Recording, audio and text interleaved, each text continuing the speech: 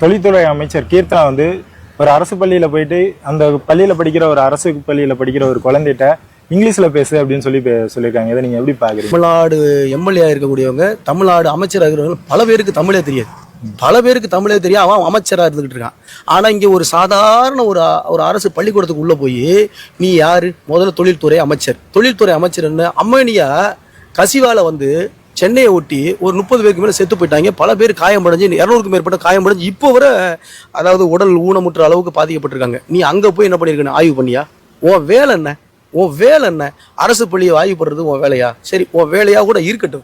அங்க போய் வந்து தமிழை தட்டியும் தமிழை ரொம்ப கேவலப்படுத்துற மாதிரி ஆங்கிலத்தை உயர்த்தி கொடுத்துற மாதிரி இருக்குன்னா அரசு பள்ளி வந்து அப்ப அவ்வளவு மோசமான இருக்கிறது நீ சொல்ல வரியா? அப்ப தனியார் பள்ளிக்கூடத்துக்கு தான் படிக்கணுங்கிற மாதிரி உன்னோட கட்டமைப்பு வருது. அப்படிதான் கிடையாது. முதல்ல உனக்கே ஆங்கிலம் தகுடுதான். தொழில்துறை அமைச்சராக இருக்கிற நீனே ஆங்கிலத்தை தப்பு தான் பேசுற. இப்பவும் சொல்றேன், இதுல இன்னொரு விஷயமும் வந்து அவங்க வச்சிருந்தாங்க. அதாவது இந்த பெண்ணுக்கே வந்து முறையா ஆங்கிலம் தெரியுறாங்க. அப்ப லாஸ்ட் பெஞ்சு இன்னும் படு மோசமா இருக்கும். அப்ப நான் என்ன கேட்கிறேன், அண்ணன் செந்தமிழன் சீமான் சொல்ல போலதான் லாஸ்ட் பெஞ்சுனா சட்டசபையில முன்னாடி இருக்கிறவங்க அறிவாளி மாதிரி பின்னாடி இருக்கிறவங்க புள்ள தாவைகளா இருக்கிற முட்டாப்பாய் மாதிரி சொல்ல வரியா? நீ அதனால ஆங்கிலம் என்பது அது அறிவு இல்லை, அது அறிவியல் இல்லை, அது ஒரு மொழி. அவ்வளவுதான். இங்க தமிழ் தான் அந்தந்த பிராந்தியத்துல அந்தந்த மொழி சார்ந்த அவன் தாய்மொழி கற்றாதான் அந்தந்த மொழியிலிருந்து பேச முடியும். இங்கே கிராமப்புறத்துல நான்லாம் வந்து கிராமப்புறத்துல படிச்சு வந்ததான் லட்சமான இளைஞர்கள்லாம் கிராமத்துல அரசு பள்ளியில படிச்சு வந்ததான்.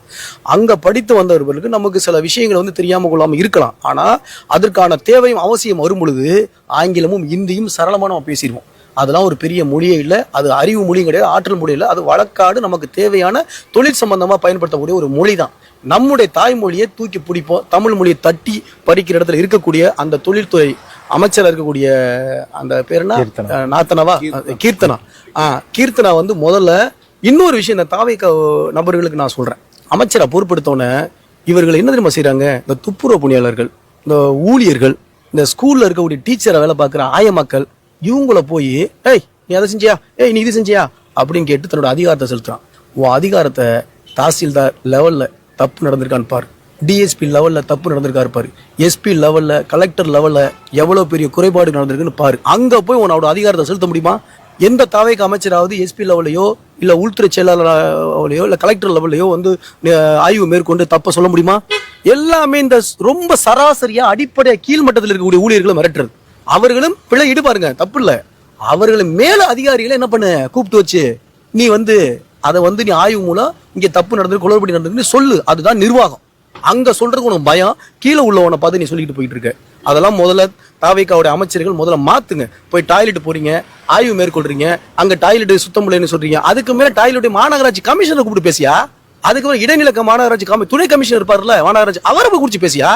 அவன் சரியா இருந்தா எல்லாருமே சரியாவீங்க. கோன் சரியா இருந்தா குடி சரியா இருக்கும்.